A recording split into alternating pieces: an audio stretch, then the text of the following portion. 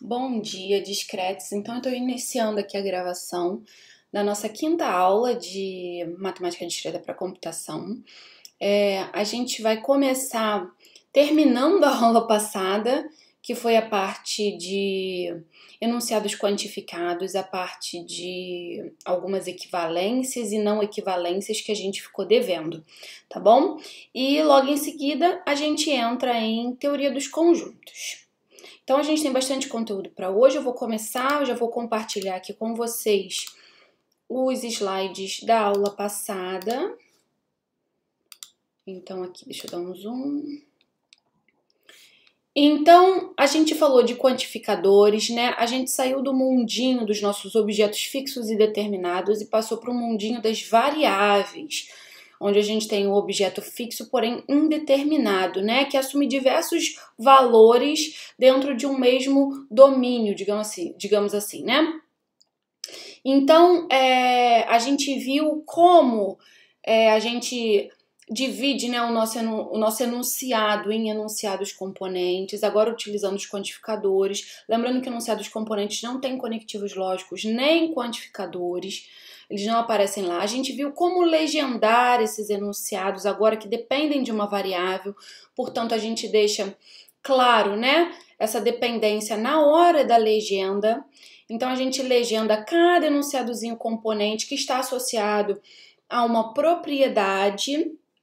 Depois que a gente legenda esses caras, a gente consegue construir, né, simbolizar o nosso enunciado completo. Observem que o valor verdade, né, a avaliação do nosso enunciado, quando ele envolve quantificadores, ele depende fortemente, né, do domínio onde a gente está inserindo essa variável. Então, a gente falou um pouquinho disso, e nessa parte de equivalências, a gente vai precisar bastante desse entendimento. Então, a gente começou, né, na aula passada, a falar de equivalência de enunciados quantificados com esse slide aí, ó. Então, vamos considerar esse enunciado. Nem todos são felizes. Esse nem todos são felizes, do nosso entendimento, do nosso cotidiano, quando eu digo para você assim, nem todas as matérias são legais como matemática discreta. Eu estou dizendo que existe pelo menos uma matéria que não é legal como matemática discreta, certo? Então, a gente tem isso do nosso cotidiano, né? A gente meio que traduz esse nem todos da seguinte maneira, que existe pelo menos alguém que não satisfaz aquilo ali aquela propriedade que a gente está enunciando, né? Então, nem todos são felizes, então existe pelo menos alguém que não é feliz, ou seja, existem infelizes.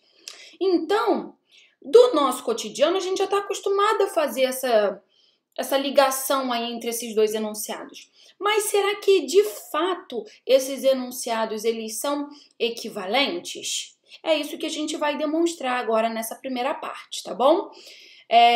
Ou seja, em outras palavras, observem o seguinte, a gente está colocando aqui ó, a partícula nem na frente do todos, né? Então, a gente está negando aquela partícula todo. Ou seja, será que a negação do para todo, será que a negação da generalização, ela é uma existencialização da negação da propriedade? Bom, é isso que a gente vai demonstrar, tá? Isso que a gente está acostumado a fazer no nosso dia a dia, de fato está logicamente correto, né? Então, ó, aqui a gente pega, né, a propriedade ser feliz, nosso enunciado componente, a gente remove tanto quantificadores quanto conectivos lógicos. Então, aqui a gente tem um não, né, uma variante do não, um quantificador, uma variante aqui do para todo, e a propriedade ser feliz. Então, a nossa legenda aqui é f de x, x é feliz. Tudo bem? Belezinha? E aí a gente consegue simbolizar, né, esses dois enunciados da seguinte maneira.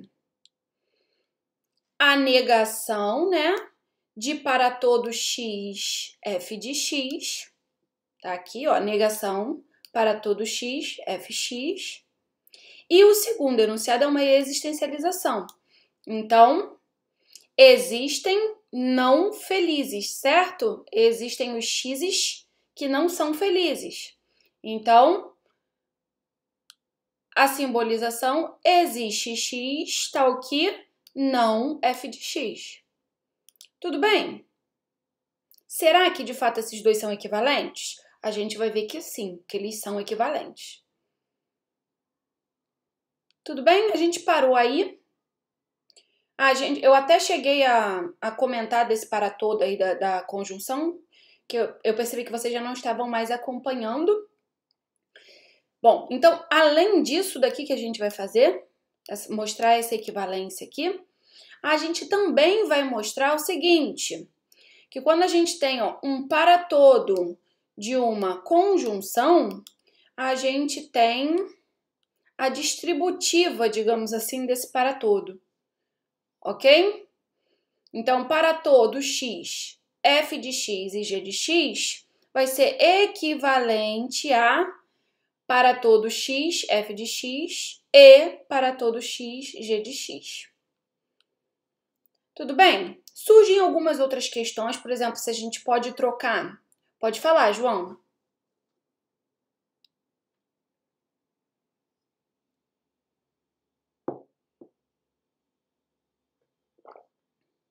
Aqui?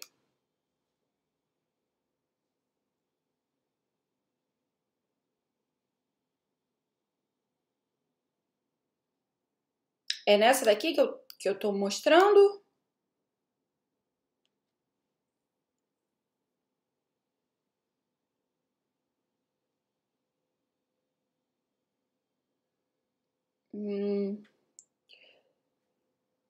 Você diz isso aqui?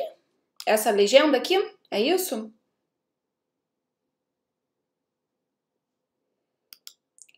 Bom, isso é a mesma coisa que a gente fazia, por exemplo, se eu substituir esse x aqui por um sujeito fixo, Laura é feliz. Eu poderia simbolizar como... Peraí.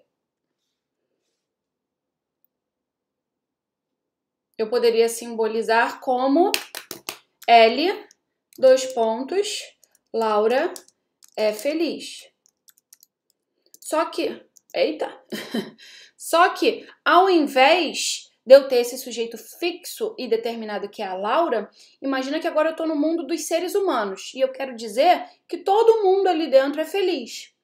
Então, ao invés de usar somente uma letra ali, ao invés de usar um sujeito fixo Laura, eu quero generalizar isso. Então, ao invés de trabalhar com Laura, eu vou usar uma variável. Essa variável vai representar todos os seres que estão no meu domínio. Então, X é feliz.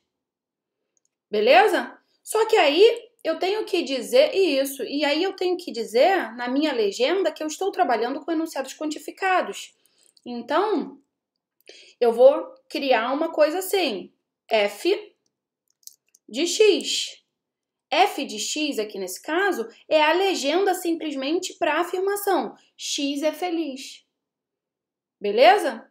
E aí, como eu estou generalizando, eu quero dizer que todo mundo dentro do meu domínio é feliz, dentro do conjunto dos seres humanos é feliz, eu uso o para todo. Então, fica para todo X, X é feliz. Então, para todo X, F de X. Beleza? Ok? Esse parênteses aqui não é nenhum... Esse X não é nenhum outro enunciado, componente, nada disso. Não tem uma questão... Porque muitas vezes a gente usou parênteses, né? Assim... sei lá. Tipo... Antes era simples, né? X ou... Aí abri um parênteses, não Y. Isso aqui ficou ótimo, senão...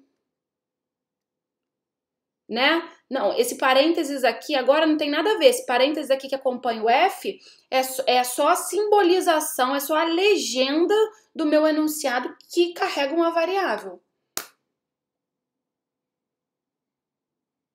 Sim, sempre que aparecer um quantificador. Então, sempre que aparecer existe, cada um, para todo, nem todo, beleza?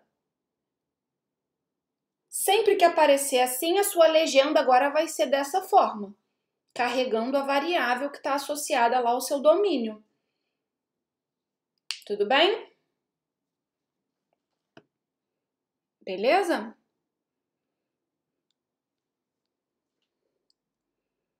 Bom, então aqui, a outra coisa que a gente vai mostrar, né, é que a gente pode distribuir, então, o para todo. Então, imagina que eu tenho assim, ó, para todo x, f de x e g de x, ok? A gente vai ver que a gente pode distribuir isso aqui, ou seja, para todo x, f de x e para todo x, g de x. Surgem algumas outras questões, por exemplo, será que a gente pode fazer a mesma coisa quando aqui a gente tem, ao invés de uma conjunção, a gente tem uma disjunção? Beleza? Será que dá para fazer a mesma coisa com o outro quantificador que a gente tem, que é o existe? Ou será que só dá para fazer o para todo, essa distribuição aqui do para todo? Bom, essas questões a gente vai responder na aula de hoje, tá bom? Bom, então vamos lá. Quando a gente está querendo provar uma equivalência, quando a gente não está trabalhando com variável, a gente viu o método da tabela. Vocês lembram do método da tabela? Quando a gente estava lá em enunciados que não carregavam quantificadores, a gente usava o método da tabela, fazia todas as interpretações possíveis para os enunciados e via, né, que em qualquer interpretação eles assumiam o mesmo valor lógico. Certo? Esse era o método das tabelas para provar a equivalência de dois enunciados. Só que agora, quando a gente está no enunciado quantificado, o valor lógico daquele enunciado depende fortemente do domínio onde ele está inserido. Por exemplo, não sei se vocês lembram do exemplo que a gente viu na aula passada.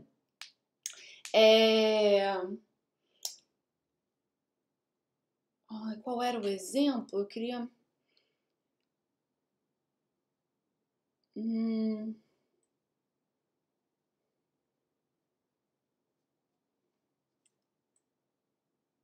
Eu queria aquele do respirar. Como é que era? Eu esqueci. Deixa eu ver se eu acho aqui.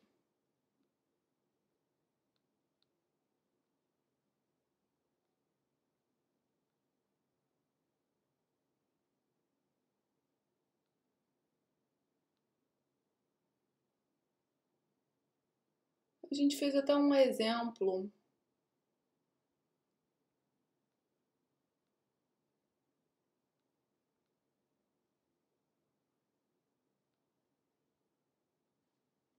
Ai.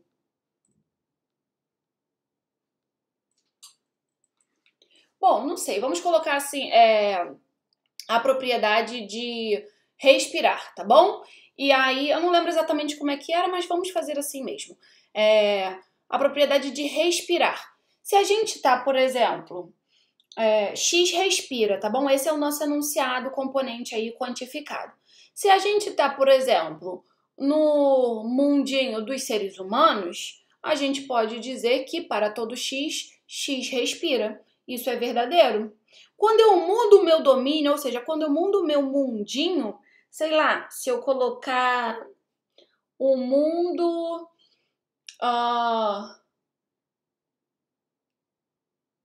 se eu trocar para, por exemplo, pessoas mortas, aí a gente já tem que para todo x, x respira, isso é falso. Ou sei lá, para o mundo de objetos de uma sala de aula, para todo x, x respira, isso é falso. Se eu aplicar em outro contexto, para os animais, por exemplo, para qualquer animal, para todo x, x respira, o valor verdade do nosso enunciado quantificado, ele vai depender do domínio onde está inserido. Ou seja, mudando o meu domínio, eu posso ter que um para todo é verdadeiro e num outro domínio eu posso ter um para todo falso. Por exemplo, no conjunto dos números naturais, 1, 2, 3, 4, 5, para todo x, x é positivo. Se eu mudo para números inteiros, isso já fica falso, vocês concordam? Por quê? Porque existem os números inteiros que são negativos. Sacaram o lance aí que a avaliação do nosso enunciado ela depende fortemente do domínio onde a gente está inserido?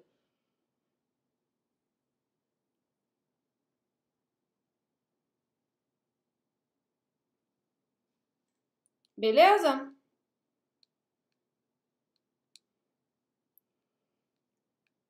Quando a gente vai falar de equivalência de enunciados quantificados, a gente precisa definir, né, quando esses enunciados eles são equivalentes. Qual a definição de ser logicamente equivalente, né? Quando a gente está lidando com enunciados quantificados. Então, a gente vai precisar mostrar que, independente do contexto onde a gente está inserido, os enunciados, para serem equivalentes, eles vão possuir o mesmo valor verdade. Só que aí isso é muito mais amplo, né? Porque não pode depender do domínio onde a gente está para que os enunciados sejam equivalentes, tá bom? Então, uma ferramenta que a gente vai utilizar, que é meio que uma tradução desse para todo e do existe, vai ser isso aqui, ó, que a gente vai utilizar nas nossas demonstrações. Quando a gente tem uma generalização para todo x, p de x, em um determinado domínio D, e x é a nossa variável, né? O que quer dizer esse para todo x, p de x? Quer dizer que todo elemento do domínio D que eu estou considerando satisfaz p de x, certo? Então, imagina que o meu domínio D, ele tem os elementos A, B, C, D, E, F, enfim, quantos elementos forem. Eu sei que cada elementinho desse que está no meu domínio vai ter que satisfazer a propriedade, né, o enunciado que está simbolizado por P de x, certo? Ou seja, todos os valores que x pode assumir, eles satisfazem a propriedade que está aqui nesse enunciado simbolizado, certo? Então, por exemplo, imagina que a gente está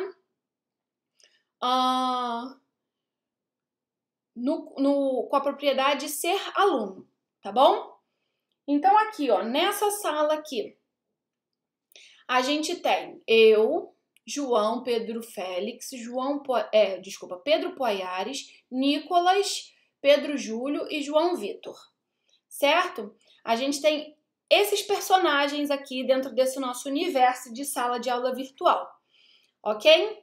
Se eu digo para todo x, x é aluno, observe que nesse contexto onde a gente está inserido, nesse domínio, isso é falso. Por quê? Porque eu sou um objetinho que está dentro desse domínio que não satisfaço a propriedade de ser aluno. Tudo bem? Beleza? Mas pegando então agora um subconjunto de nós todos.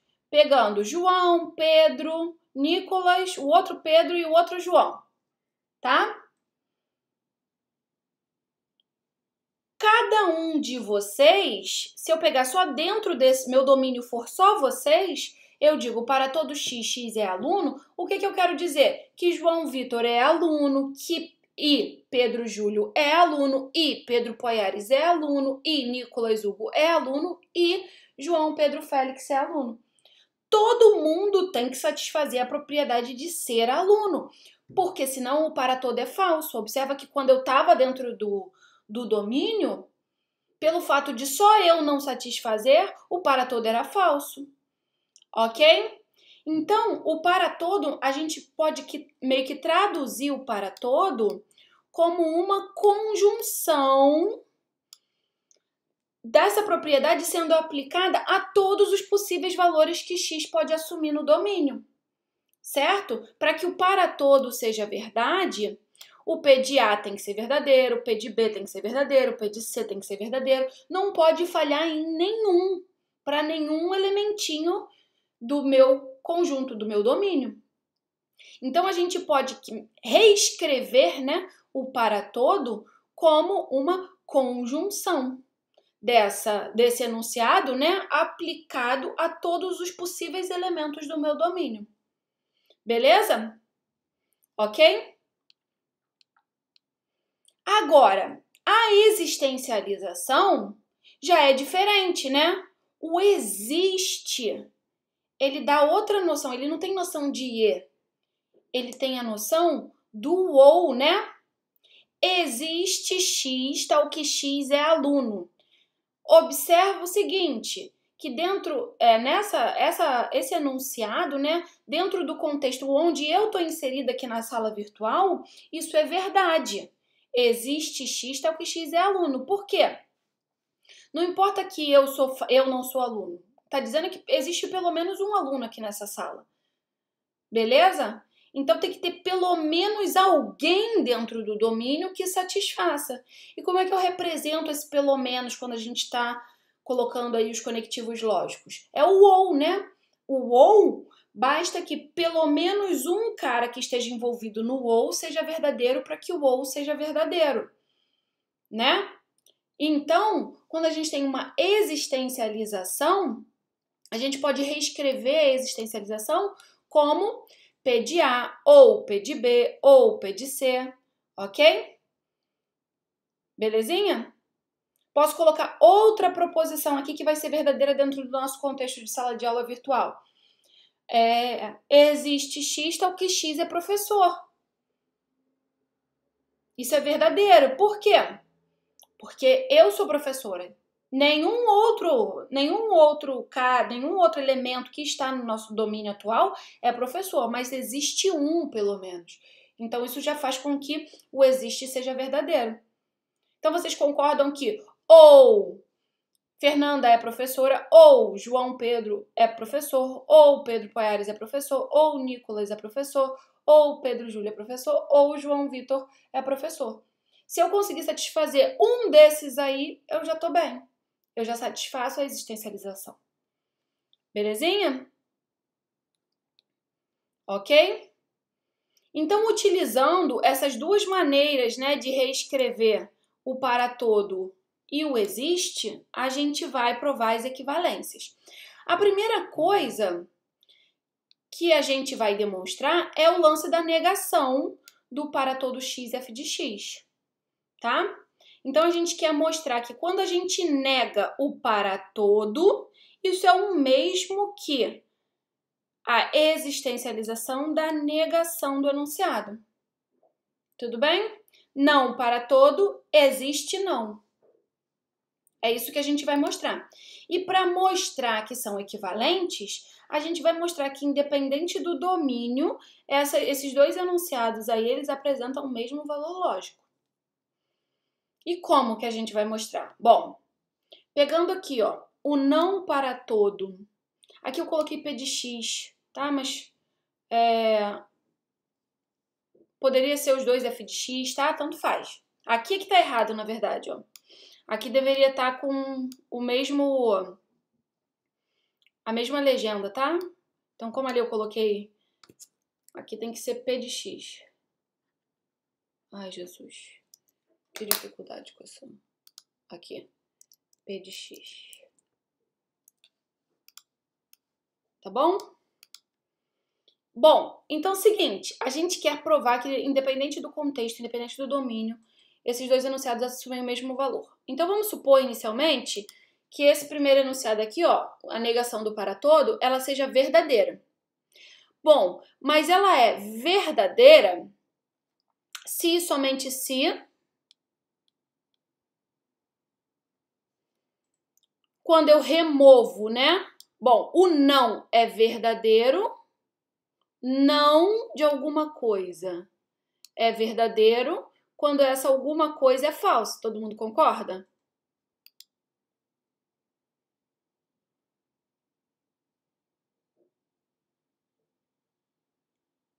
Beleza?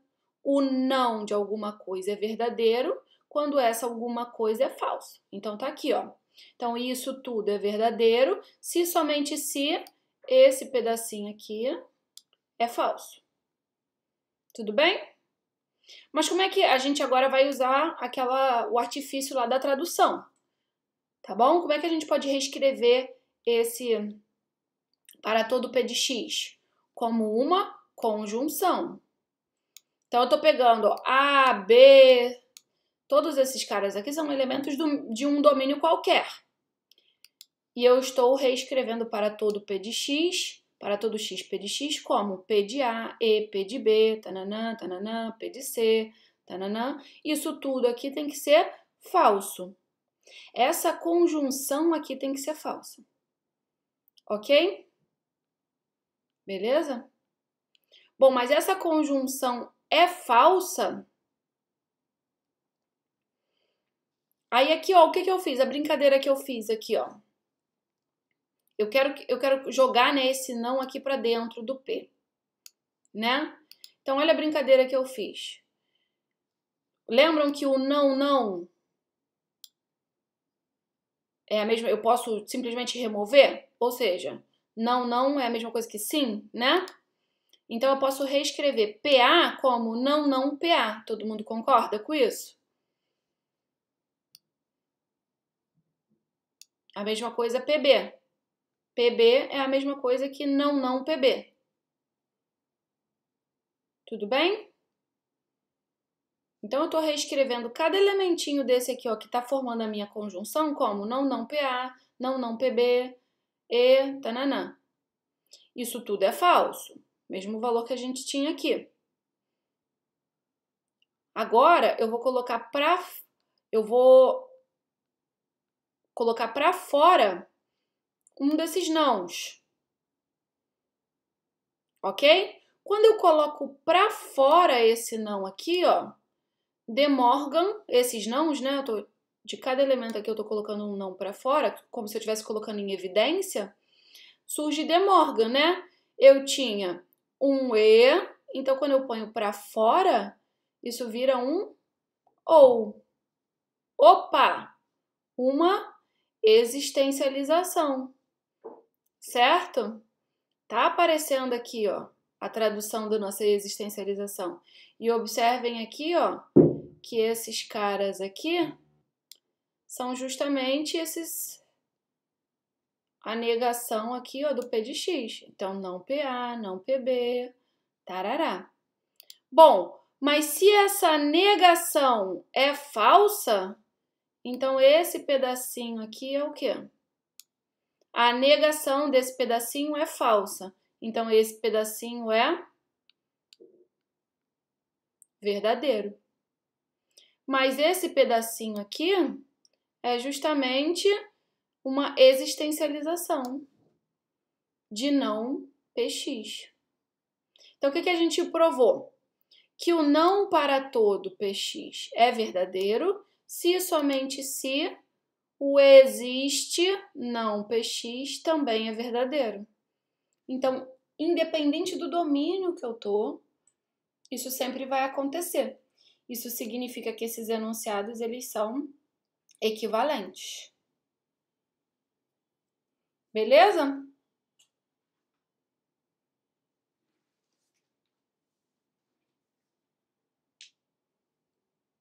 Tudo bem?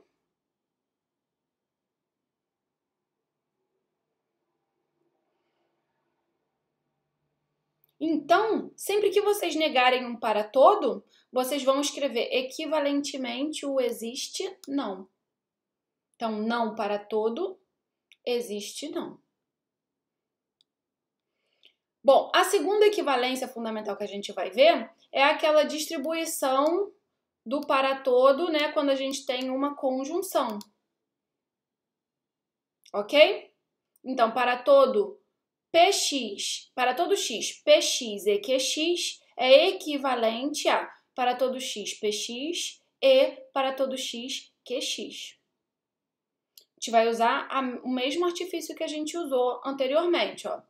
Então, se isso daqui na verdade, isso daqui é verdadeiro, se e somente se.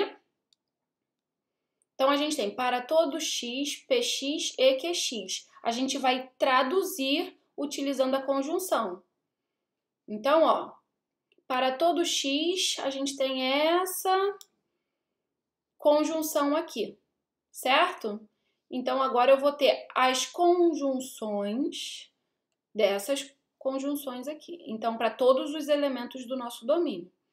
Então, PA e QA, e PB e QB, e PC e QC, e assim sucessivamente para todos os elementos do nosso domínio. Então, esse para todo aqui é verdadeiro, se e somente se essa conjunção aqui é verdadeira. Agora, lembram que quando a gente... Observa que é tudo E, ó, estão vendo? Todos os conectivos que aparecem aí são E. Então, lembram que tem uma equivalência onde a gente pode associar quem a gente quiser com quem a gente quiser? É associativo, o E? Então, eu vou juntar todos os P's de um lado, porque é justamente isso que eu quero. Juntar todos os P's. E vou juntar todos os Q's do outro lado. Então, eu vou agrupar PA, EPB, EPC, tananã. E QA, EQB, EQC, tananã. Eu vou associar os P's e os Q's. É isso que eu faço aqui, ó. Observe aqui, ó. Eu juntei todos os P's aqui desse lado e juntei todos os Q's aqui desse lado. Ora, mas isso aqui é uma conjunção de PX, ou seja, para todo PX. E isso aqui é uma conjunção de QX. Então, para todo X, QX.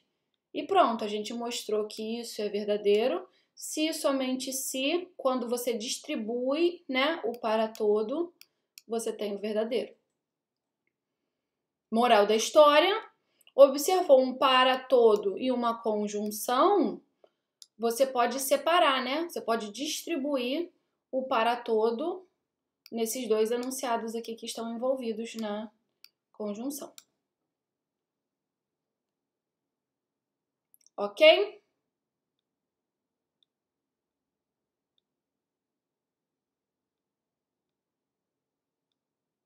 Belezinha? Bom, então, como eu já falei para vocês, né, enunciados quantificados, eles são equivalentes quando, né, se e somente se, para qualquer domínio onde a gente esteja, ou seja, é independente do domínio, e independente das propriedades que são representadas, né, pelas legendas, a gente tem que os enunciados, eles possuem valores lógicos iguais. Belezinha? Bom, então, quando é que dois enunciados quantificados não são equivalentes? Ó, a gente diz que são equivalentes quando, para todo domínio e propriedades representadas, né, por essa legenda, os enunciados possuem valores iguais. Então, eles não vão ser equivalentes quando a gente negar essa afirmação aqui.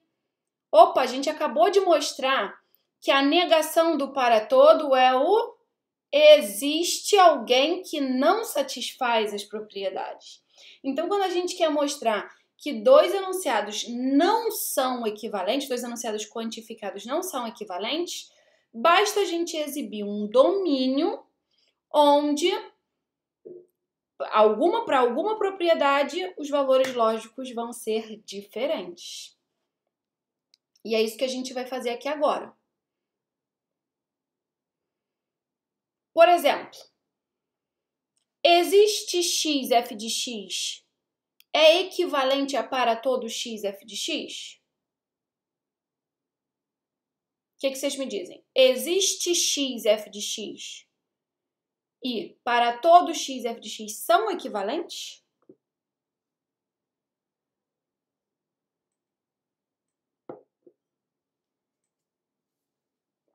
Não, né? Por exemplo,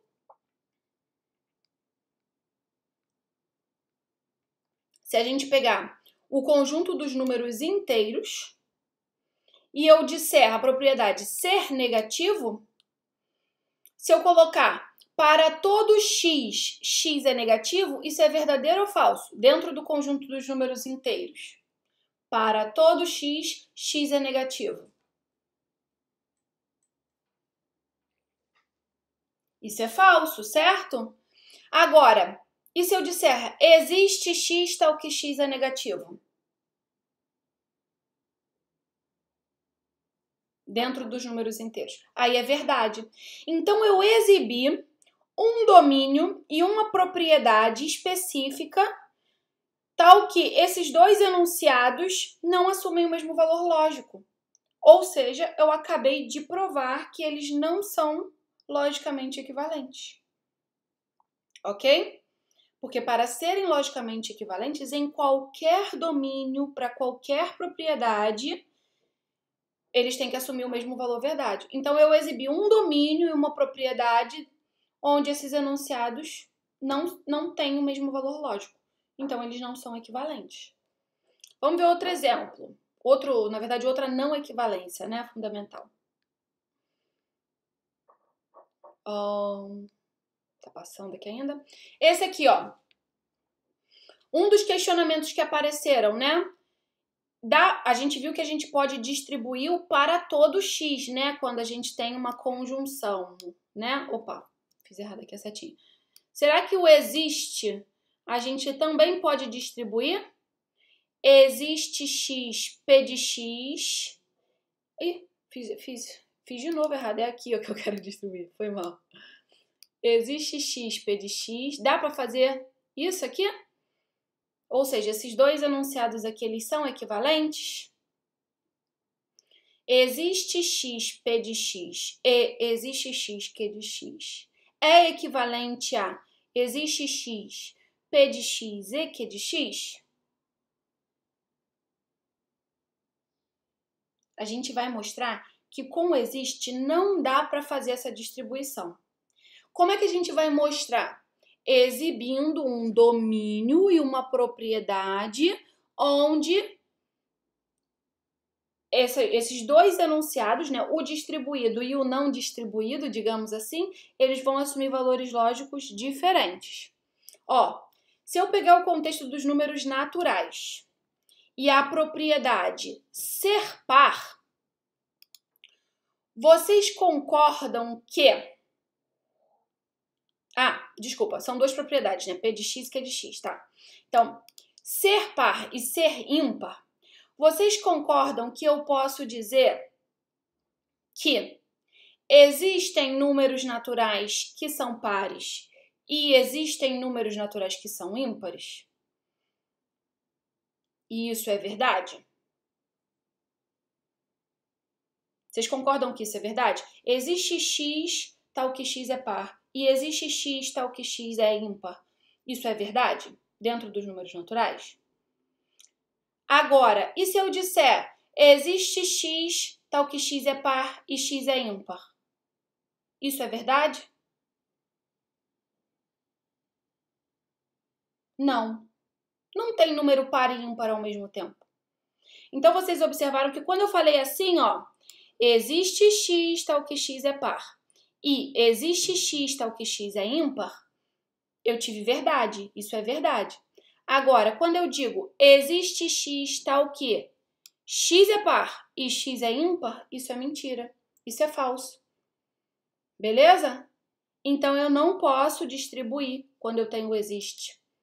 Esses dois enunciados, eles não são equivalentes. Por quê? Porque existe um domínio, eu apresentei um domínio, e duas propriedades aqui, particulares, onde esses enunciados assumem valores distintos, valores lógicos distintos.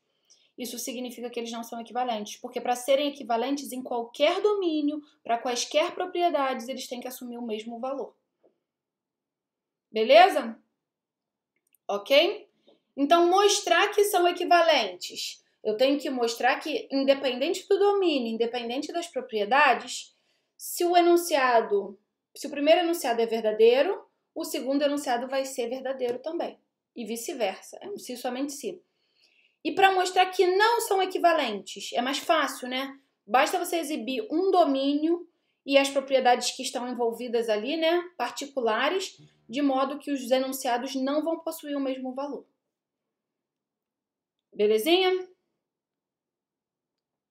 Então, com isso, a gente prova que não dá para distribuir. Tudo bem? Ou existe. Tranquilinho? Espero que sim. Espero que a cabeça fresca tenha ficado mais fácil de vocês entenderem. Eu quero muito que vocês revisem essa parte, por favor. E se ficar qualquer dúvida, não deixem acumular dúvidas, gente. Me mandem e-mail, tá bom? Façam a lista. Hoje eu vou colocar o gabarito da última lista que tá lá, tá bom? Então, todas as listas já estão lá. Façam as listas, tirem dúvidas, por favor, tá bom? Agora, então, a gente vai passar para o conteúdo da aula de hoje, propriamente, onde a gente começa a ver conjuntos. E eu sei que essa aula inicial de conjuntos dá aquela felicidade, porque é um conteúdo familiar, né? Vocês certamente já viram lá. Certamente não, né? Não posso afirmar isso. Eu já aprendi isso com vocês que eu não posso afirmar. Mas, em geral, era para vocês terem visto isso, então é mais familiar, né, do que lógica. Então, a gente entra em teoria dos conjuntos, noções iniciais. Então, basicamente, o que a gente vai falar é de o que é um conjunto, aquela noção básica que a gente já tem, né? A gente vai falar de operações, conjuntos importantes, propriedades de conjuntos e operações com conjuntos. Tá bom? Bom, então, o que é um conjunto, né? Um conjunto, em geral, é um agrupamento de objetos, né? Que satisfazem, eles podem ser agrupados ali porque eles satisfazem alguma propriedade. Ok? Então, por exemplo, conjunto das vogais, a gente sabe inclusive enumerar A, E, I, O, U. Conjunto dos alunos de matemática discreta, conjunto dos professores do Departamento de Ciência da Computação, conjunto dos números naturais. Aí observa que a gente já deixou de ter um conjunto finito e passa a ter um conjunto infinito aqui. Conjunto dos meses com 30 dias, outro conjunto finito. Conjunto dos números ímpares, conjunto infinito também. Tudo bem? Então, um conjunto, né, é uma coleção, é um agrupamento de objetos distintos, tá? Bom, os elementos eles são agrupados, como eu já falei, satisfazendo uma determinada propriedade, que é a propriedade que define o conjunto. Então, inclusive, uma outra forma, né, da gente dizer, né, qual é o conjunto é apresentar a propriedade que aqueles elementos ali satisfazem, aqueles elementos que estão agrupados, tá? Então, elemento é um objeto que compõe um determinado conjunto. E a relação elemento-conjunto é uma relação de pertinência, tá? Ainda não está escrito aí, mas em algum momento vai aparecer. Então, cada objeto que compõe um conjunto, como a gente já falou, os objetos, né, dos conjuntos passados, então, vogais, esses são os objetos, a gente consegue enumerar. É um conjunto finito que é viável de enumerar. Alunos de MD, vocês. Conjunto dos números naturais, né? Acho que era conjunto dos números naturais. 1, 2, 3, 4, 5, 6, 7, 8 é infinito, tá? Conjunto dos meses com 30 dias. E conjunto dos números ímpares, certo? Então, esses são os elementos que compõem esses conjuntos. Conjuntos finitos, conjunto infinito, ok? Então, aquelas noções bem básicas. Bom, formalizando um pouco mais, a gente precisa que a coleção, né, para a gente dizer que é um conjunto, é que seja uma coleção bem definida de objetos. Então, essa propriedade que esses objetos satisfazem, ela tem que estar bem clara para a gente poder agrupar esses objetos de maneira correta. Por exemplo, se eu estiver considerando a propriedade de ser pessoa alta, tá bom? Bom, vocês concordam comigo que isso é bem subjetivo? Ser pessoa alta, por exemplo, pode variar de acordo com o país que você tá. Aqui no Brasil, por exemplo, eu não sei, mas eu imagino que para as mulheres a média seja 1,60 e pouco, né? E para os homens, 1,70 e pouco, 1,80, não sei. Para ser uma pessoa alta, você teria que estar acima da média, né? Então, vocês concordam que isso é muito relativo? Que fica muito frouxo? Se, por exemplo, eu tô no meio de um monte de criança, vocês concordam que eles vão dizer que eu sou uma pessoa alta?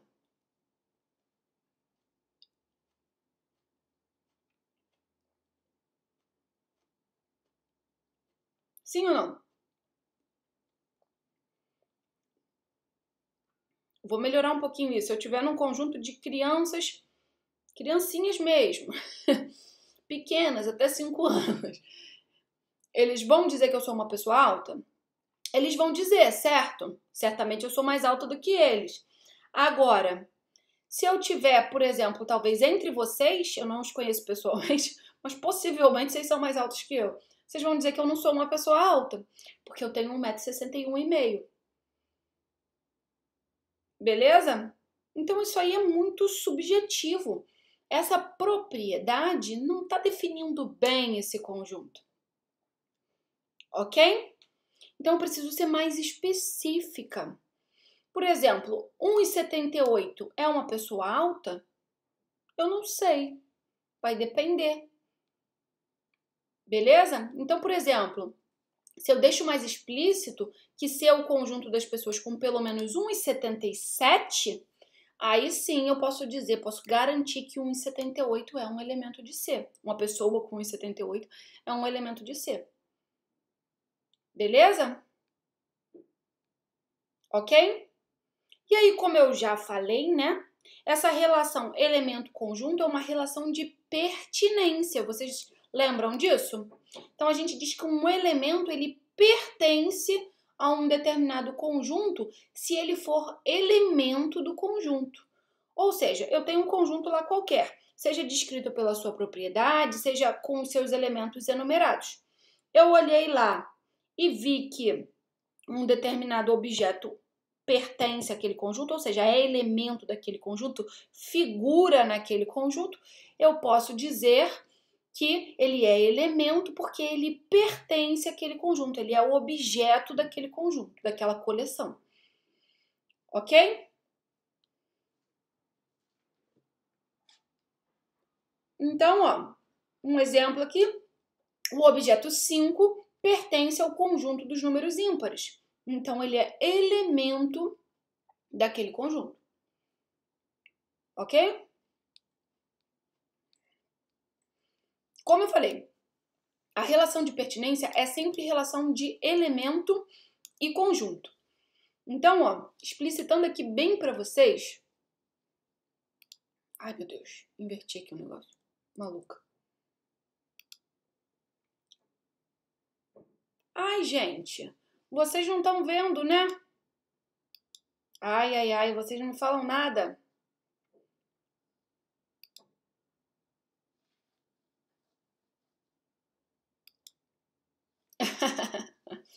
Ainda bem que era só noção inicial que nem precisa de definição.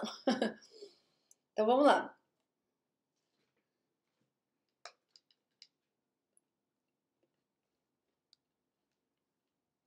Então, ó, relação de pertinência é relação de elemento e conjunto. Então, ó, por exemplo, eu tenho esse conjunto aqui. 1, 2, 3, 4. Aí eu pergunto para vocês, 1 pertence a esse conjunto? Vou dar o nome desse conjunto de X.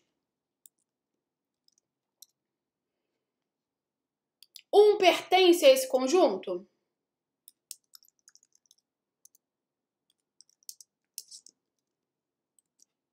Ele pertence. Por quê? Porque você vê o 1 aqui, ó, direitinho. Certo? Mas e se eu fizesse assim, ó? E aí eu perguntasse para vocês assim, ó. 2 pertence a X? E agora? O que vocês iam me dizer? O 2 pertence a X? O 2, assim, Desse jeito que eu escrevi aqui, ele é elemento, ou seja, ele aparece lá dentro do X? Não. Perfeito, João, ele não aparece. O que aparece dentro do X é isso aqui, ó.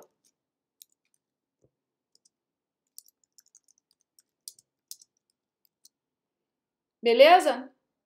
Então, 2 não pertence a X. Mas esse conjunto aqui unitário, onde o 2 é o único elemento, esse sim pertence a X.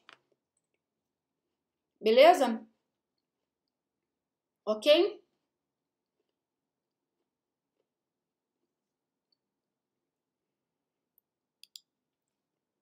Como eu falo aqui nessa segunda observação, um conjunto pode ser elemento de outro conjunto.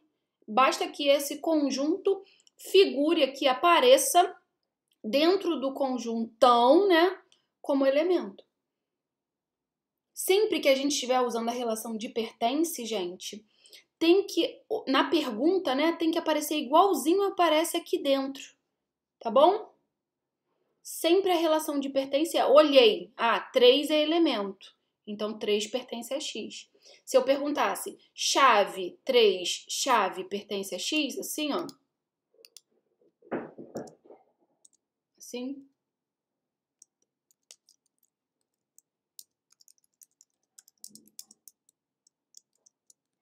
Aí é não a resposta, ok? Porque o 3 aparece sozinho ali dentro, puro, sem chaves. Ok? E se, por exemplo, eu acrescentasse aqui, assim, isso é falso, 2 não pertence a X, chave 2x também não pertence a X. Quem é que pertence a X? Chave, chave, 2, chave, chave. Tudo bem? Ok? Então, um exemplo aqui, na verdade, dessa segunda afirmação aqui, um conjunto pode ser elemento de outro conjunto, um exemplo bem real, né? Conjunto de seleções que disputam um campeonato. Então, você tem um campeonato e ele é disputado por seleções. Cada seleção dessa é um conjunto de jogadores, por exemplo.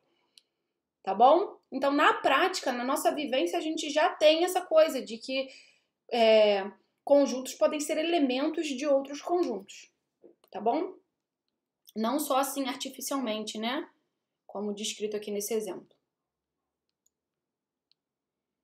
Ok? Conjunto a gente sempre denota por letra maiúscula e os elementos a gente sempre denota por letra minúscula. E a anotação, né, para pertence, não sei se vocês lembram, é esse ezinho curvo, né? Esse ezinho redondinho aqui, X pertence a A. Relação de pertinência é entre elemento e conjunto, ok? Beleza? Fiquem atentos a como os elementos aparecem dentro do conjunto. É assim que vocês analisam. X pertence a A? Então o X tem que aparecer ali, ó, bonitinho, purinho, somente o X dentro do A. Aí você vai dizer que é verdade. Se o X aparecer enfeitado com qualquer outra coisa, chave, qualquer outra coisa, aí o X não vai pertencer a A. Ok? Quando a gente fala que não pertence, a gente denota pelo ezinho cortado. E a gente também pode representar os conjuntos. A gente já viu que a gente pode enumerar os elementos de um conjunto, que a gente pode apresentar a propriedade que compõe, que os elementos que compõem o conjunto satisfazem. Outra maneira que é bem comum da gente representar conjuntos, e aí é bem visual, é utilizando os diagramas, tá bom? O diagrama de Venn, a gente tem círculos que representam o conjunto, e os pontinhos no interior são os elementos do conjunto. Então, por exemplo, aí, o conjunto A, eu usei um círculo para representar o conjunto e esses elementos aqui são os elementos que compõem o conjunto A. Então, o Azinho, né, pertence ao conjunto A. O mais pertence ao conjunto A. O J não pertence ao conjunto A. Como é que eu justifico isso? O J não é elemento de A, então ele não pertence a A. É uma justificativa bem óbvia, tá bom? Como é que eu justifico que A pertence a A? A é elemento de A, ó, tá aqui. Aparece dentro de A, então é elemento, então pertence. O mais a mesma coisa. o cara não aparece aqui dentro do conjunto A, então eu digo que ele não pertence. Ok? Então, maneiras de descrever um conjunto. Ou bem a gente enumera, ou bem a gente diz a propriedade característica dos objetos que compõem aquele conjunto. Enumeração, conjunto das vogais, como a gente já viu, ó, coloca todo mundo entre chaves, todos os elementos entre chaves. Então, sempre que eu estou representando um conjunto, aparece um parzinho de chaves que abre e fecha o meu conjunto, certo? Ok? Sempre que eu estou falando do elemento, eu represento o elemento tal como ele é lá dentro do conjunto. E sempre que eu estou representando um conjunto, eu tenho um parzinho de chaves que abre e fecha o conjunto. Que diz, ó, todos esses elementos que estão dentro dessas chaves aqui compõem o meu conjunto. Ok? Então, o conjunto das vogais, A, E, O, U. O conjunto dos números naturais é um conjunto infinito. Então, a gente pode utilizar as reticências aqui. Coloca uma quantidade de elementos, né?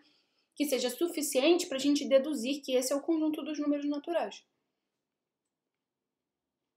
Conjunto dos meses do ano com 30 dias. Então, consigo representá-los assim, enumerando, né, os elementos e colocando entre chaves. Números ímpares positivos. 1, 3, 5, 7, tererê, pão duro. Ok? Belezinha? Agora, e se eu quiser descrever utilizando a propriedade? Aí, por exemplo, eu faço o seguinte, também vou utilizar a chave, né, que diz quem está dentro do conjunto, mas eu vou dizer que o conjunto A são os x's tais que os x's satisfazem a propriedade P. Ok? Peraí, só um minuto, gente.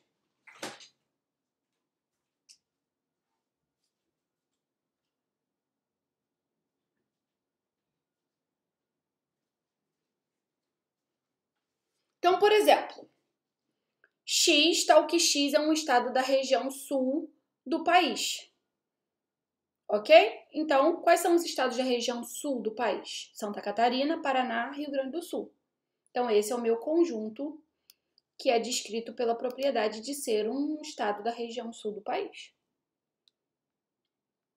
X, tal que X é divisor inteiro de 3. Quem é que divide 3? 1 menos 1, 3 e menos 3, certo? Então, ó, tá aqui, ó. Eu tanto posso enumerar os elementos desses dois conjuntos aqui, como eu fiz, quanto eu posso dizer a propriedade que define o conjunto, a propriedade característica. Ok? Belezinha? Bom, conjuntos importantes. Conjunto unitário. Conjunto unitário é aquele conjunto que possui um único elemento. Exemplo. Conjunto dos divisores positivos de 1. Quem são os divisores positivos de 1? Somente o 1 mesmo, certo? Todo mundo concorda que isso é um conjunto unitário? Ok? Que a gente representa dessa maneira. Conjunto dos estados brasileiros que fazem fronteira com o Uruguai. Também só tem um estado brasileiro que faz fronteira com o Uruguai, Rio Grande do Sul. Então, também é um conjunto unitário. Beleza? Conjunto vazio é o conjunto que não possui elemento. A gente tem que tomar cuidado aí, porque a gente só tem duas notações possíveis para o vazio. Ou bem ele é o zerinho cortado, ou bem ele é um parzinho de chaves. Ok? Isso aqui, ó, gente.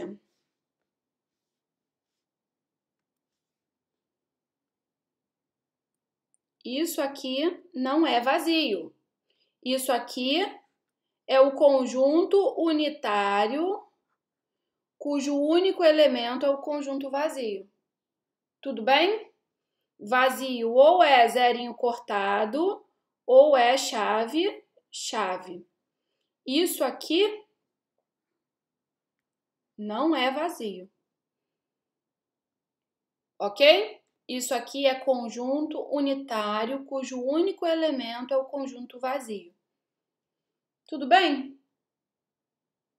Belezinha?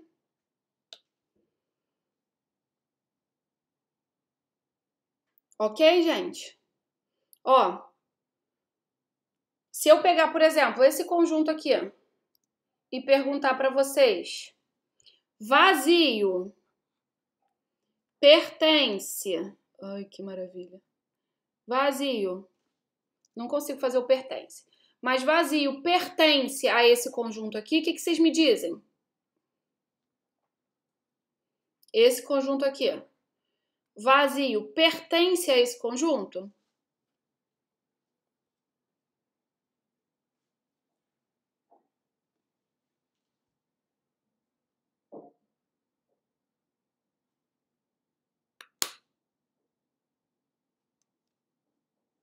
Vazio pertence a esse conjunto?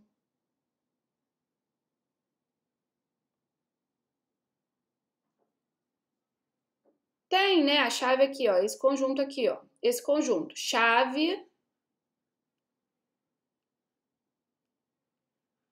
Esse conjunto aqui. Vazio pertence a esse conjunto? Ou seja, eu quero saber se vazio é elemento desse conjunto aqui. É, né? O João respondeu aí. Olha para dentro do conjunto, né? O conjunto é delimitado pelas chaves. Olha para dentro dele. O cara aparece como elemento? Aparece, ele tá aqui, ó, aqui dentro. Então eu posso dizer que vazio pertence a esse conjunto. Ok? Agora, e se eu fizesse só isso aqui, ó?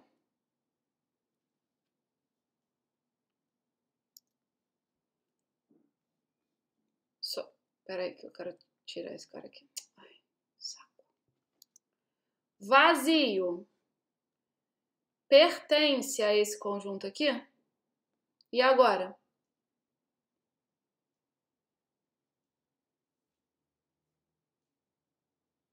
Agora não. Perfeito.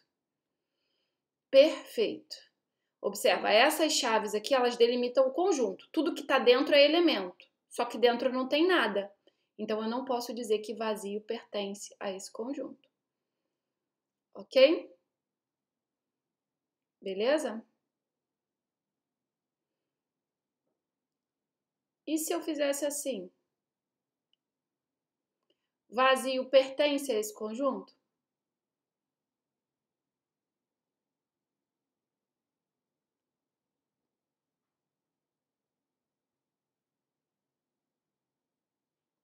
Não? Sim, né? Porque isso aqui, ó, é a mesma coisa que esse símbolo aqui. Beleza, Nicolas?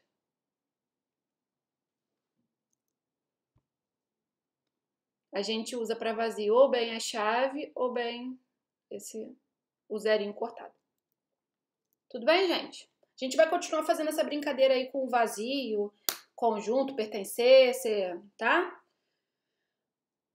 Então, o vazio, a gente só tem essas duas notações. Lembrem, isso aqui não é notação de conjunto vazio, ok? Isso aqui é um conjunto unitário. Vamos ver um exemplo aí de conjunto vazio, ó. X, tal que X é diferente de X. Todo mundo concorda que isso é vazio? Como é que eu vou ser diferente de mim mesmo? Certo? Ok? Não tem ninguém que satisfaça isso, né? Não existe X tal que X é diferente de X. Então, isso é um conjunto vazio.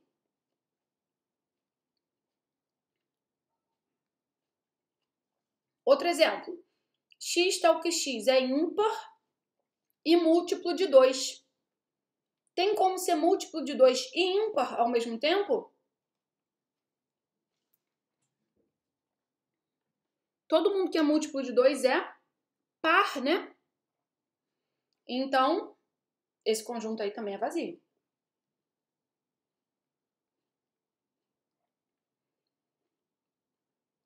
Ok? Aquela observação que a gente já conversou.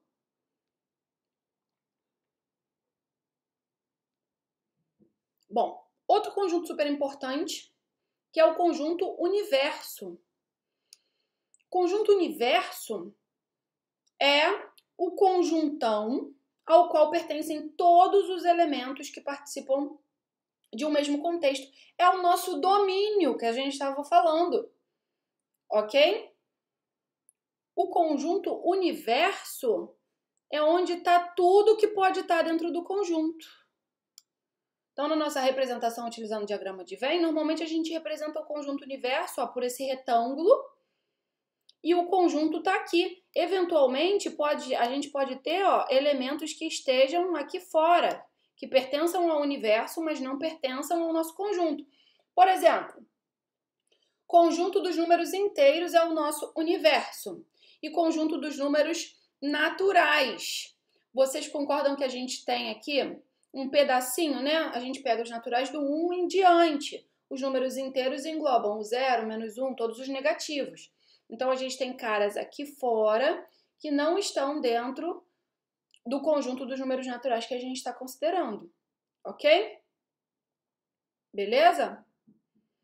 Então, o universo, ele faz muita diferença, ele pode influenciar completamente na resposta para um determinado problema, assim como a gente viu lá na avaliação de enunciados quantificados. O domínio era extremamente importante para a gente decidir se o enunciado era verdadeiro ou se era falso. Então, dependendo do universo que a gente está, a resposta para um problema ela pode mudar.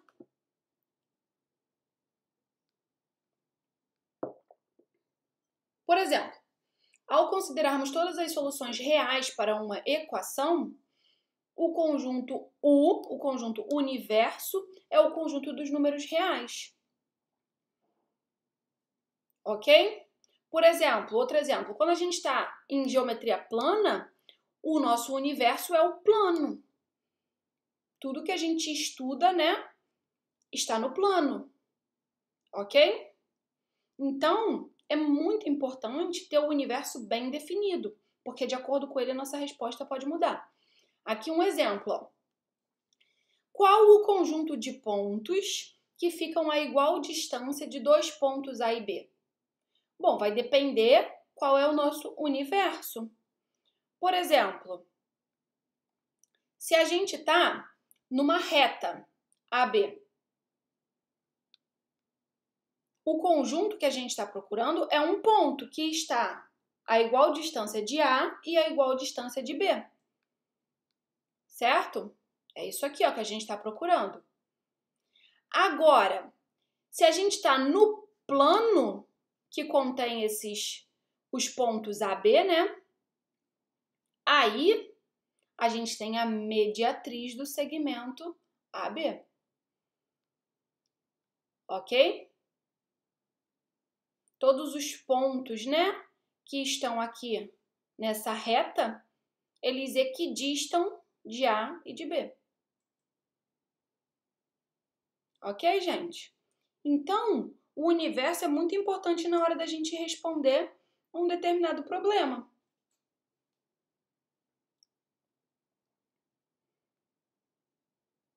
Tá? Então, em geral, quando a gente fixa, né, o conjunto universo onde a gente está, a gente coloca assim, ó, na descrição do nosso conjunto utilizando a propriedade.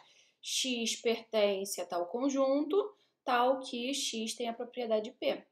X pertence aos naturais, tal que X é par. Ok? X pertence aos inteiros, tal que X é negativo. X pertence aos inteiros, tal que X é nulo. X pertence aos inteiros, tal que X é par e ímpar. Ok? Sempre dizendo em qual contexto que a gente está inserido. Belezinha? Podemos seguir? Bom, conjuntos iguais, o nome já diz, né? Eles têm os mesmos elementos, tá? Então, A é igual a B, se somente se, para todo x, x pertence a A, se somente se, x pertence a B. Ou seja, peguei lá todo o meu universo, tá? Todos os meus elementos de A com todos os meus elementos de B. Eu digo que o A é igual a B se e somente se todo mundo que é elemento de A é elemento de B. Ok? Ou seja, se o cara está em A, tem que estar em B. Se o cara está em B, tem que estar em A. Por isso esse se, somente se aqui. Tudo bem?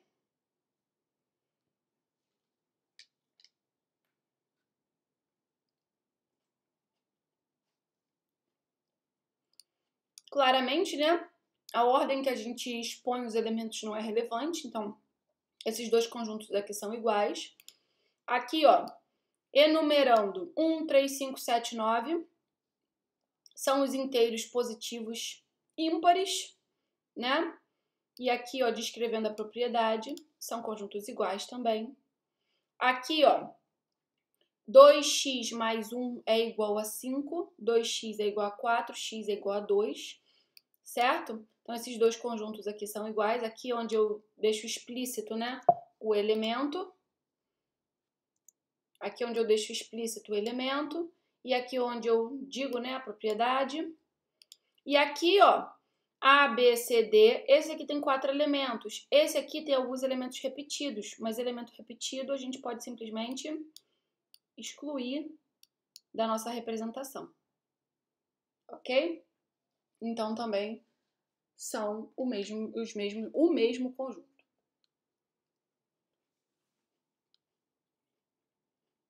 Se o A não é igual a B, a gente escreve que A e B são diferentes. O símbolozinho aqui de diferente. Ou seja, para eles serem diferentes, ou bem existe alguém que está em A que não está em B, ou alguém que está em B que não está em A. Por exemplo, ABD é diferente de ABCD. Por quê? Porque o C está aqui e não está aqui no primeiro conjunto. Tranquilo? Observe o seguinte, todo elemento aqui, ó, desse conjunto aqui é elemento desse outro conjunto, concordam? O A tá aqui, o B tá aqui, e o D também tá no primeiro conjunto e tá no segundo conjunto. Então, a gente diz que esse carinha aqui, ó, é subconjunto desse conjunto. Tá bom? Então, a gente diz que A é subconjunto de B, se somente se todo elemento de A é também elemento de B. Ok? Então, a representação utilizando o diagrama é isso. Todo mundo que está aqui dentro, ficou horrível, porque eu passei do conjunto, todo mundo que está aqui dentro é elemento do B, certo? Ok? A gente diz, né, quando tem pelo menos um carinha aqui fora, ou seja, um elemento que está em B, mas não está em A gente diz que o A é subconjunto próprio do B. Ok? Como é que a gente representa subconjunto? A está contido em B. Ok? A gente usa esse símbolo aqui, ó. Esse Czinho com esse tracinho aqui embaixo. Tá? Tem gente que não usa esse tracinho. Eu uso o tracinho, tá bom? E a gente também pode dizer que o B contém o A. Contém é o símbolo, né? Ao contrário. A boca, né, sempre aponta para o maior conjunto. Então, o A está contido no B, o B contém o A. Observem que o A pode ser subconjunto de B sendo igual ao B. Tá bom? Porque continua satisfazendo essa definição aqui. Ou seja, todo conjunto é subconjunto dele mesmo.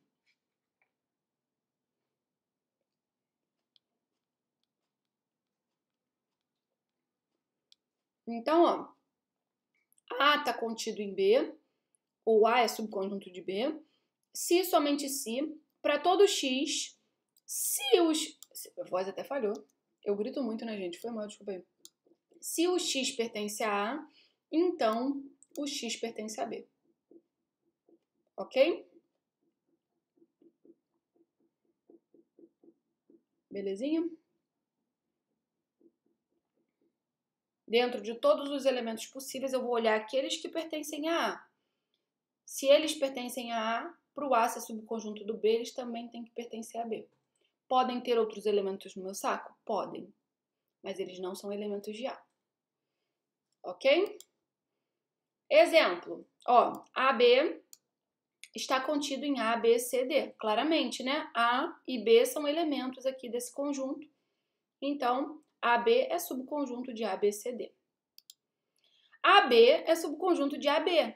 Por quê? Porque todo elemento que está aqui, ó, no primeiro conjunto, também está aqui no segundo conjunto. Em particular, todo elemento que está no segundo conjunto aqui também está no primeiro conjunto. Então, esses conjuntos são iguais. Ok? Agora, o terceiro aqui, ó. X tal que x é inteiro e par está contido em x tal que x é inteiro. Todo mundo concorda com isso? Observa que aqui tem mais uma restrição, né? Aqui eu excluo o 1, o 3, o 5, certo? Os negativos que são ímpares também, ok?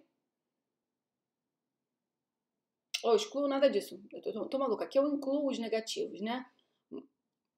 Ah, não, tô maluca. Tô maluca, gente. Foi mal. Aqui eu excluo, né? Os ímpares em geral, positivos e negativos. E aqui eu tô pegando todo mundo. Ok? Todos os inteiros.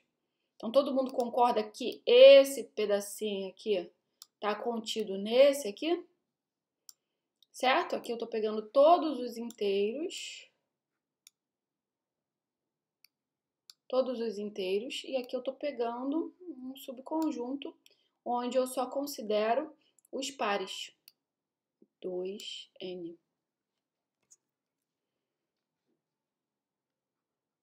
Ok? Belezinha? Bom, quando não é subconjunto, a gente corta o nosso símbolo, tá? Então, ó, observem aqui, ó, ABC não está contido em BCDE. Por quê? Porque não tem o A, certo? Não temos esse elemento aqui dentro. Então, existe um elemento aqui que não é elemento daqui. Então, esse cara não é subconjunto desse.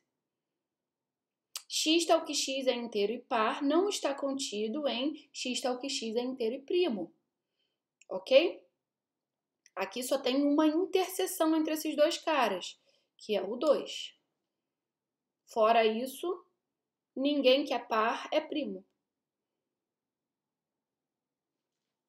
Ok?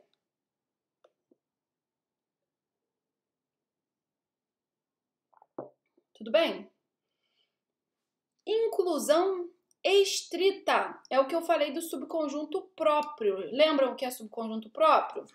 Subconjunto próprio é o seguinte: eu tenho um conjuntão e eu tenho um subconjunto desse conjunto. Lembra que eles podem ser iguais?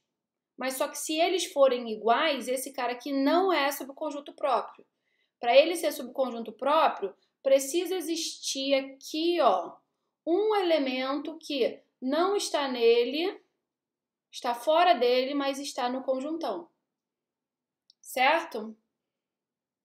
Então, isso é um subconjunto próprio.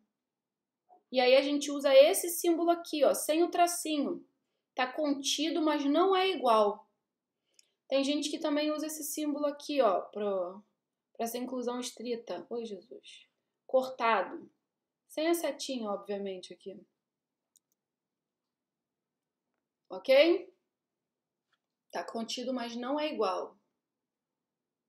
Corta o tracinho aqui de baixo. Então, entenderam o que é inclusão estrita? Eu sei que ele é de fato um subconjunto que não possui todos os elementos do conjunto. Isso é inclusão estrita. Ok?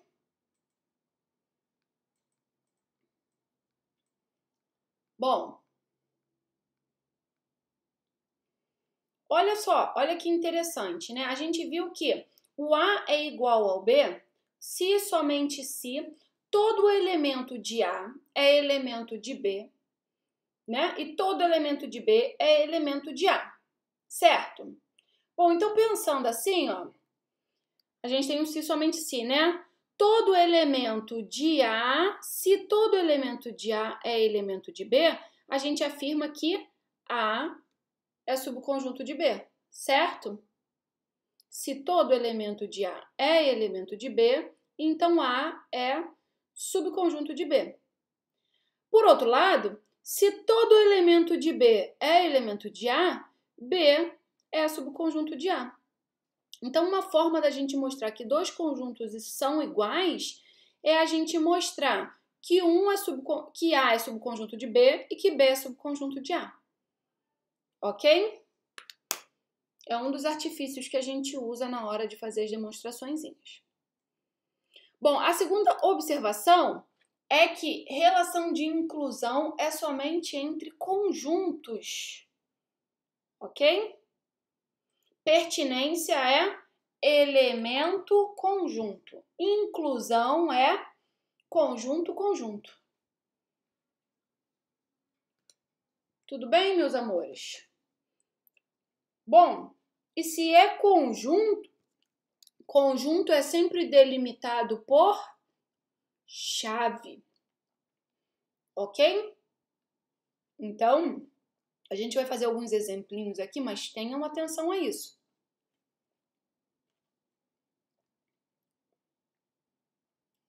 Vamos fazer uns exemplos aqui, rapidinho. Igual a gente fez lá.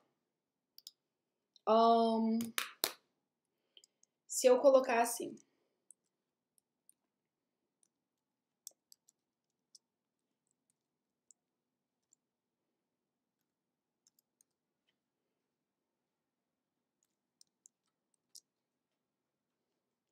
Beleza? Eu tenho esse conjunto aqui. Aí eu pergunto a vocês.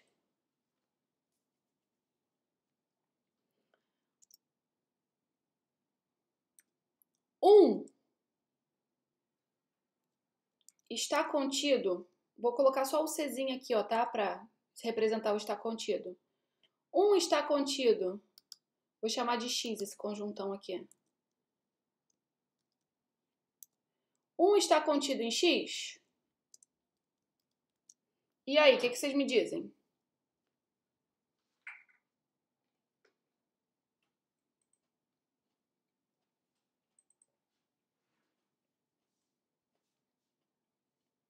Todo mundo concorda com o João? Que 1 está contido em X?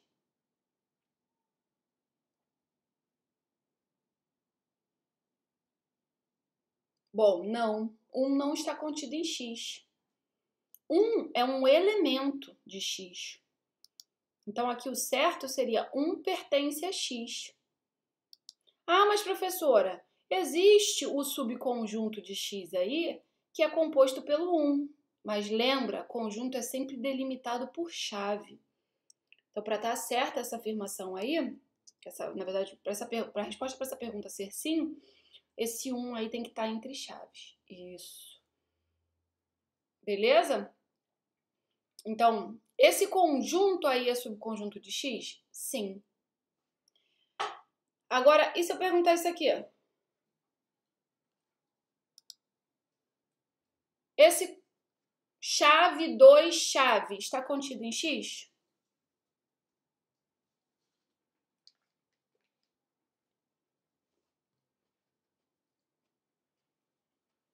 E aí? Concordam com o João?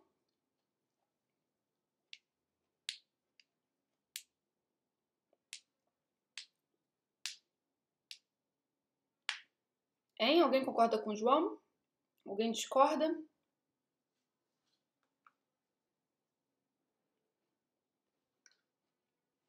Não quero se comprometer, né? Ah, o outro João concordou. Então, de novo, não. Olha como está o elemento aqui dentro do nosso conjunto. O elemento ele já aparece entre chaves. Então, para ser um subconjunto, o que tem que aparecer aqui? Agora sim, a resposta é sim. Beleza? Tudo bem?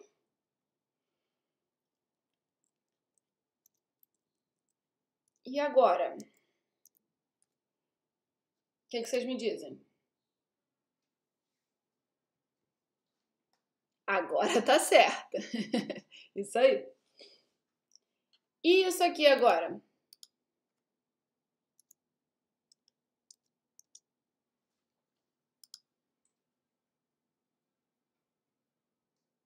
Tá certo também, né?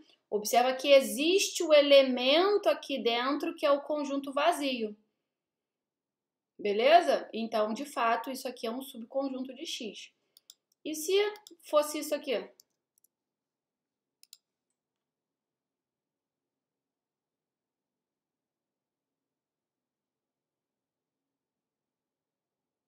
Tá errado?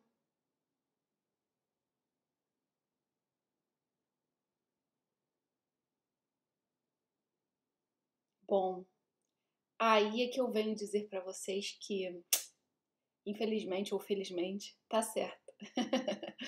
Porque vazio é subconjunto de qualquer conjunto. A gente vai mostrar isso aí, tá bom?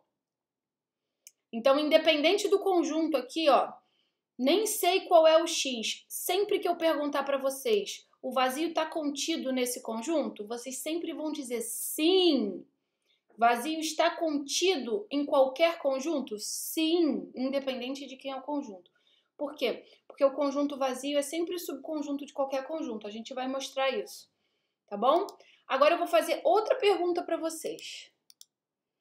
Então a gente viu, né, que isso é verdade, vazio está contido em X. Por quê? Porque isso é verdade independente do conjunto que a gente está considerando, tá bom? Vazio é sempre subconjunto de qualquer conjunto, a gente já vai mostrar. A gente acabou de ver que isso aqui é verdade. Por quê? Porque aí, especificamente nesse X aqui, a gente tem um elemento que é o conjunto vazio. Ok? Beleza? Tudo bem?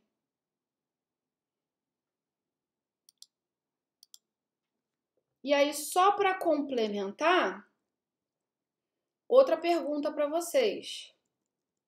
Se eu trocar aqui o contido por pertence, é verdadeiro ou falso?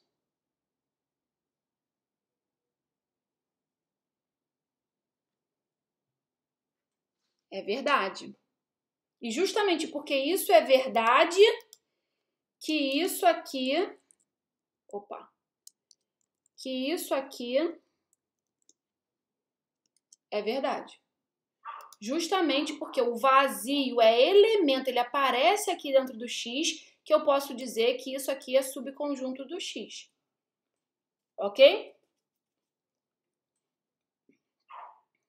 Beleza?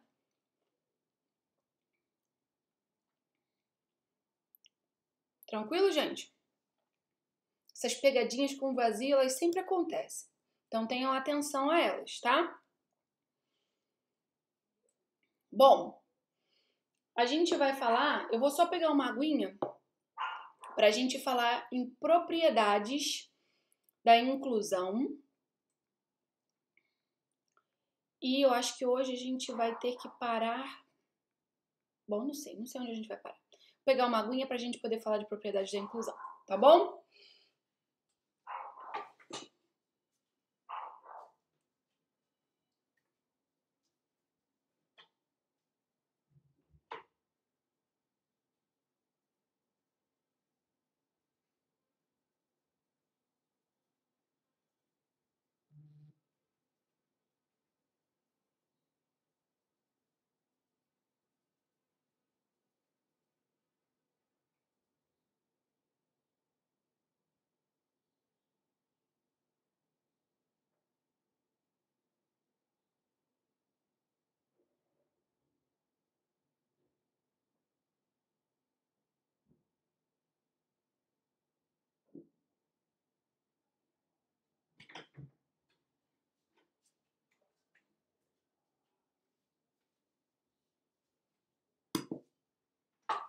Bom, propriedades da inclusão, ou seja, desse estar contido, sabe? Propriedades de subconjuntos. A primeira delas é a tão polêmica, vazio está contido em A.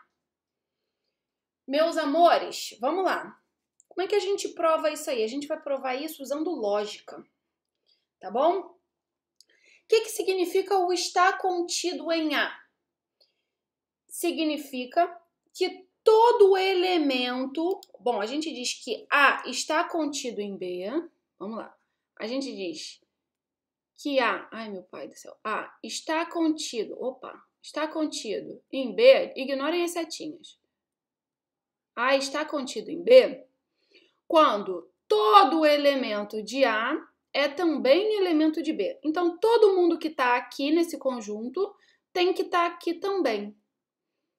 Ok? Então, ó, vamos voltar aqui para essa afirmação aqui, ó, essa definição de estar contido, utilizando aquela linguagem bonita de lógica que a gente está acostumado do nosso curso. Ó, A está contido em B, se e somente se, para todo X. Se X pertence a A, então X pertence a B. Ok? Aí o que a gente está fazendo é o seguinte, a gente está fazendo o nosso conjunto A ser o conjunto vazio. Vazio tem algum elemento?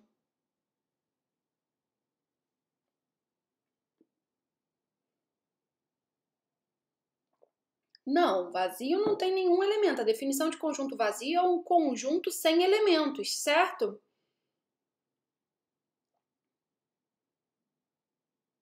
Beleza? O conjunto vazio é um conjunto que não possui elemento. Ok? Então, eu estou olhando lá no meu saco de todos os elementos possíveis. Aí, eu estou procurando algum elemento que pertence ao conjunto vazio. Vai existir esse elemento?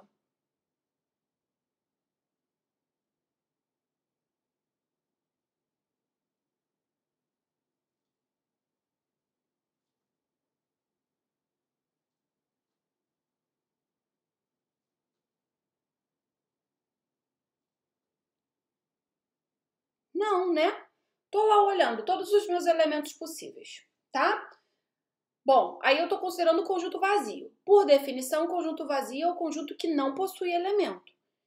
Então, tem algum elemento dentro desse meu saco de elementos que pertença ao vazio? Não, né? Vazio não tem elemento nenhum. Bom, então, eu não satisfaço isso. X pertence ao vazio. Isso é falso. Certo? Bom, se isso é falso... Ai, Jesus, que dificuldade. Se isso é falso, o sim, então, ele é o quê? Como é que a gente avalia um sim, então, quando o antecedente é falso? Verdade. Então, sempre que eu estou considerando, né, que o meu conjunto A é o vazio, esse sim, então, X pertence ao vazio. Ninguém pertence ao vazio, porque vazio, por definição, não possui elemento nenhum. Então, isso é falso. Falso implicando em qualquer coisa é sempre verdadeiro. Então, por isso é que eu posso afirmar que vazio é subconjunto de qualquer conjunto. Ok? Beleza? Quando a gente for falar um pouquinho de técnicas de demonstração, a gente vai dar outro argumento ainda que mostra que o vazio também que o vazio é subconjunto de qualquer conjunto. Mas entenderam? Isso é o que a gente chama de vacuidade, ele é verdadeiro por vacuidade. Para ser subconjunto de outro, para A ser subconjunto de B, todo elemento de A tem que ser elemento de B. O vazio ele não tem elemento nenhum, então ele satisfaz isso por vacuidade. Beleza? É a mesma coisa que eu dizia, se eu disser assim, ó, todas as vezes que eu fui à Disney, eu me vesti de princesa. Como eu não fui nenhuma vez à Disney, Isso é verdadeiro. Eu não falei uma mentira. Beleza? Isso é o que a gente chama de verdadeiro por vacuidade. Tá bom? Todo elemento do vazio é elemento do B. O vazio não possui elemento nenhum, então essa afirmação é verdadeira.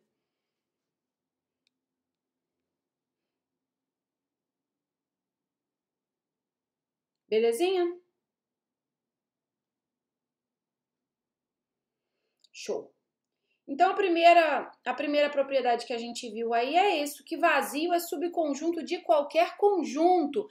Então, sempre que eu perguntar, gente, não importa o conjunto. Se eu perguntar, vazio está contido em bolinha? Sim, porque vazio é subconjunto de qualquer conjunto. Ok? Agora, se eu perguntar, vazio pertence a determinado conjunto? Aí tem que ligar a antena da atenção. Por quê? Porque eu tenho que olhar para dentro do subconjunto e ver os elementos. Para o vazio pertencer a um conjunto, ele tem que aparecer lá dentro do conjunto, certo? Se eu tiver, por exemplo, esse conjunto aqui, ó. 1, 2, 3. Vazio pertence a esse conjunto? Não, vazio não pertence a esse conjunto. Mas vazio está contido nesse conjunto. Por quê? Porque vazio é subconjunto de qualquer conjunto. Beleza? Agora, por que vazio não pertence? Porque aqui dentro a gente não tem o elemento vazio. Ok? Beleza? Então, vazio é subconjunto de qualquer conjunto. Primeira propriedade. Um conjunto está contido nele mesmo, ou seja, todo conjunto é subconjunto dele mesmo. A gente já justificou isso, inclusive. Terceira propriedade. Se o A está contido no B e o B está contido no A, então o A é igual a B. Inclusive, a gente já viu isso, né? Todo elemento de A é elemento de B, por definição de estar contido. E todo elemento de B é elemento de A. Então, os dois são iguais. Ok? Quarta propriedade. A está contido em B e B está contido em C. Vamos fazer um diagrama aqui. O A está contido em B. Então, o A é subconjunto do B. Certo? O B está contido em C. Opa! Então, a gente representa assim, certo? Esse é o C, esse aqui é o B e esse aqui é o A. Ok? Todo mundo concorda, então? Se o A é subconjunto do B e o B é subconjunto do C, então o A é subconjunto do C. Tudo bem? Isso é o que a gente chama de transitividade. Tranquilinho, meus amores? Bom, para finalizar a aula de hoje, a gente vai falar do conjunto das partes. Atenção, tá? O que é o conjunto das partes? O conjunto das partes é o conjunto de todos os subconjuntos de um conjunto. Ok? Então, dado um conjunto, o conjunto das partes dele tem quais elementos? Todos os subconjuntos do conjunto original são elementos do conjunto das partes. Então, vamos fazer um exemplo. Tem um exemplo aqui, mas eu quero fazer um exemplo mais complexo direto. Vamos lá. 1, 2, 3.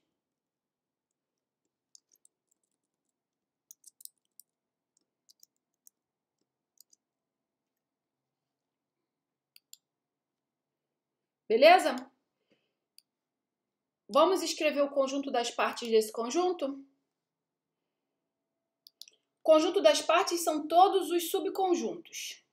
Qual é aquele subconjunto que é subconjunto de qualquer conjunto, gente? Independente do conjunto que a gente está tratando.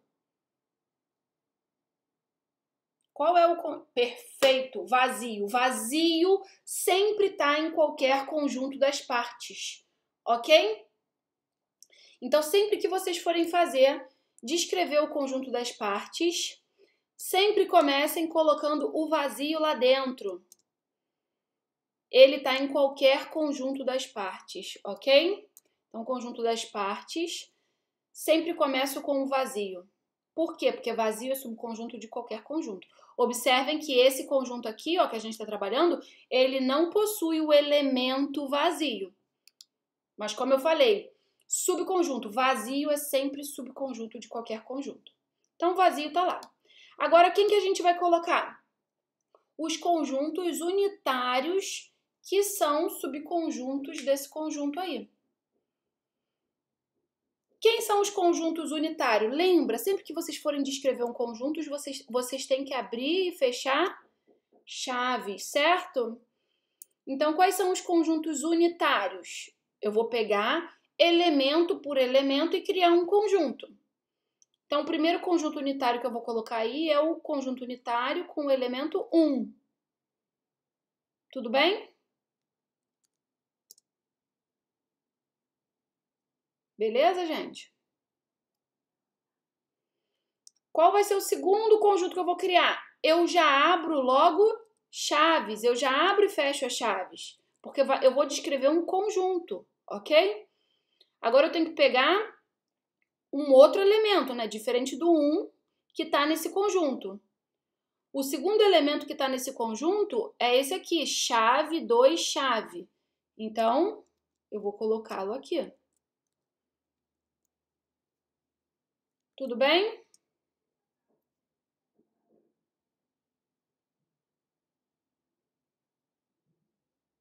Beleza?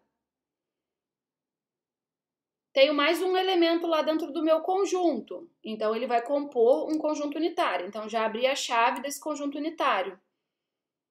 Observem que o terceiro elemento lá, ele tem dois pares de chaves. Então, cuidado.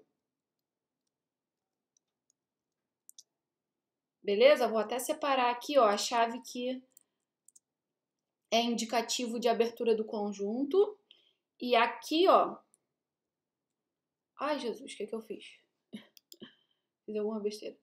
E aqui, ó, isso aqui é o elemento. Beleza? Concordam que terminamos os conjuntos unitários? Tranquilo? Entenderam essa composição das chaves? Sim? Não? Beleza. Agora eu vou passar para os conjuntos de 2 elementos. Vou colocar uma vírgula, vou abrir uma chave. Por quê? Porque eu vou descrever um conjunto. Ok? Então, agora eu vou pegar e vou agrupar os elementos 2 a 2. Então, eu vou pegar o primeiro com o segundo. Então, vai ficar o 1. Quem é o segundo elemento? Cuidado com as chaves. Tudo bem? É o primeiro conjunto com 2 elementos. Tem mais, né? Conjuntos com 2 elementos. Vou colocar novamente o 1, só que agora com o terceiro elemento. Cuidado com as chaves.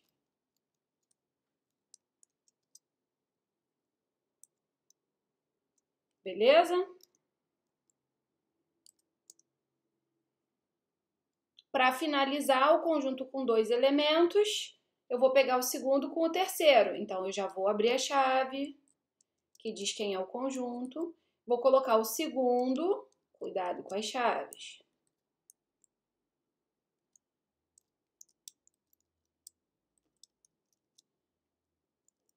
Beleza? E agora, então, terminei os conjuntos com 2 elementos. Primeiro com o segundo, primeiro com o terceiro, segundo com o terceiro. Agora tá faltando quem? Os conjuntos com 3 elementos. Então, abri novamente aqui e vou colocar o conjunto com 3 elementos. Então, 1, o segundo elemento e o terceiro elemento, que é o próprio conjunto. E fechamos. Beleza? Vamos contar quantos elementos a gente tem aqui? Ó, um elemento, dois elementos, três elementos, 4, 5, 6, 7 e 8. Beleza? Esse conjunto com 3 elementos, ele possui 8 subconjuntos. Então, o conjunto das partes possui 8 elementos. Tudo bem, meus amores? Belezinha?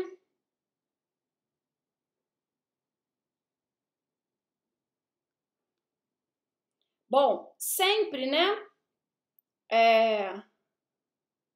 Isso, perfeito. Era isso que eu ia falar agora. Cada elemento que está aqui no nosso conjunto, eu tô formando os meus subconjuntos, né? Como é que eu formo o conjunto vazio? Não colocando nenhum elemento dentro do conjunto, certo? Quando eu não coloco esses elementos num subconjunto, eu tenho o conjunto vazio. Quando é que eu obtenho o conjunto unitário formado pelo 1? Quando eu escolho somente o 1 para participar desse conjunto. Quando é que eu obtenho esse cara aqui? Quando eu escolho somente o chave, 2 chave para participar. Então, cada elemento aqui do meu conjuntão, ele pode participar ou não da composição de um subconjunto. Então, cada um tem duas possibilidades. Então, a gente tem 2 vezes 2 vezes 2. A gente vai falar disso lá quando a gente entrar em princípio multiplicativo. Tá bom? Então, o conjunto das partes, a cardinalidade do conjunto das partes é sempre 2 elevado ao número de elementos do nosso conjunto. Então, se eu tivesse 4 elementos aqui, ia ser 2 à quarta. Então, tenham atenção. Quando vocês enumerarem o conjunto das partes, sempre lembrem desse número aqui. Porque aí vocês contam e pelo menos tem uma segurança maior, né? Que vocês não esqueceram ninguém na hora de enumerar. Tudo bem? Bom, na próxima aula, eu vou voltar fazendo uma revisão de conjunto das partes. Vamos fazer outro exemplo, tá bom? E aí a gente continua. Vão aparecer as operações, né? Interseção, complemento, união e as propriedades delas, tá? Então, aqui tem o argumento combinatório que eu estava falando para vocês. Mas, enfim, a gente volta a fazer um exemplo de conjunto das partes na aula que vem. Tá bom? Vou fazer a chamada de vocês rapidamente para liberá-los para a gravação aqui.